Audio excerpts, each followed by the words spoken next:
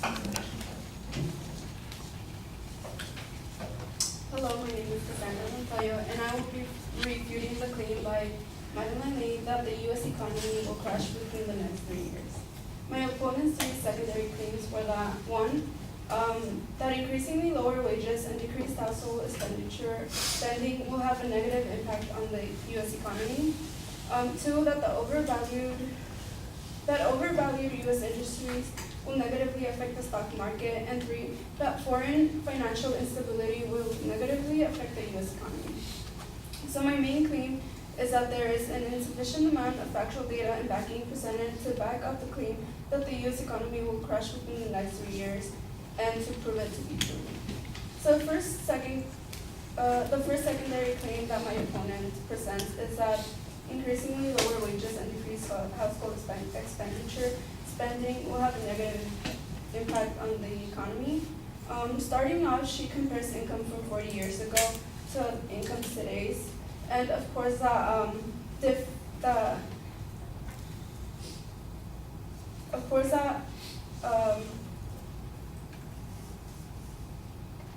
it's many things can change in 40 years.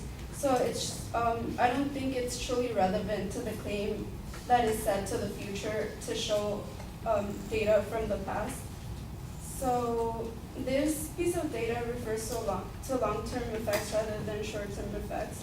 That being said, according to national data provided by the Bureau of Economic Analysis, personal income has increased from $13,891.3 billion in 2013 to $5,604.9 billion in 2015.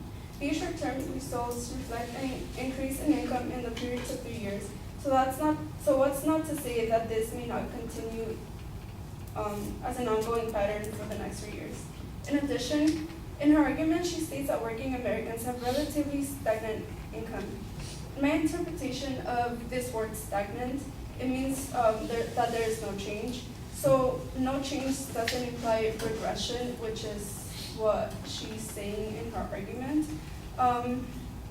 Deborah Lucas, a distinguished professor of finance at MIT Sloan School of Management, says that she believes that the economy will remain at its current condition this present year due to slow growth and lower gas prices, which will then kick up consumer spending. That meaning that current economic conditions actually indicate a stagnant income level, which will cause no major negative effect on the economy as well, but there will be a shift in consumer spending, solving the issue of consumer spending as well. Madeline also mentions that most Americans are not equipped with enough savings for an emergency, but fails to explain in which way this evidence correlates with her main claim that the economy will fall in 3 years. This connection is vague, and the lack of savings could definitely not cause a nationwide economic crash. And let's not forget that 63% of Americans who are not equipped with enough savings excludes the 1% who owns the majority of the wealth in the country. Moving on to the second claim that overvalued U.S. industries will negatively affect the stock market. My opponent claims that the housing market is highly overvalued. She presents only one piece of evidence on how the housing market has seen a decline, which is insufficient to proving this claim. In fact, the same article by Chris Matthews that she uses, it says that while the housing market could be unstable at the moment, there is a possibility of it stabilizing within the next year or two. In the report by Darren Blomquist, 6 prominent economists forecast the 2016 housing market with optimism. Chief economist Jonathan Smoke predicts that the demand for housing will grow and will continue to be dominated by older millennia. This demographic shows a potential to claim that one-third of home sales in 2016 are represented in 2 million home purchases. In addition, Matthew Gardner, another chief economist, agrees, saying that we will see more homes for sale, and adds that homeowner equity started to recover since 2013 and has been steadily improving over the past 3 years. My opponent then moves on to saying that the overvalued technology sector will also affect the economy, saying that too many companies can cause a decline in the market. However, again, this is backed up only by one piece of evidence. An article on the Wall Street Journal by Sam Schainter, which again counterclaims this idea, saying that some industries are facing hardship and that many of the most prominent firms are generating revenue and growing even if they are overvalued. It's no secret that the world today is run by technology, and this will only keep growing. With this, my opponent merely scratches the surface and fails to prove that overvalued markets will negatively affect the economy and cause it to crash in the short period of 3 years. Lastly, in her third claim, my opponent argues that foreign financial instability will negatively affect the U.S. economy. She explains how foreign countries are facing economic crises and briefly mentions this will affect the U.S. economy, but fails to support her statement with factual data. She explains that China, the second largest economy, is facing financial woes and that the era of mass production is coming to an end. In an article by Marilyn Hughes, a senior business editor for National Public Radio, she says that there's a possibility of an improving economy with signs of raising wages.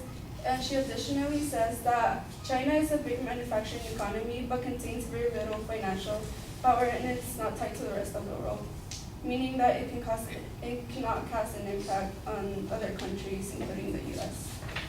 In conclusion, Madeline fails to provide enough supporting evidence that shows that the U.S. economy will crash within the next 3 years. She presents little information to prove some of her secondary claims as well as and she also uses other irrelevant or incomplete information to support the effects of low wages, consumer spending, overvalued stock markets, and foreign countries' financial instability. So she sets a 3-year limit, but little is mentioned about why there's a 3-year limit to the crash of the economy, thus failing to prove the injury.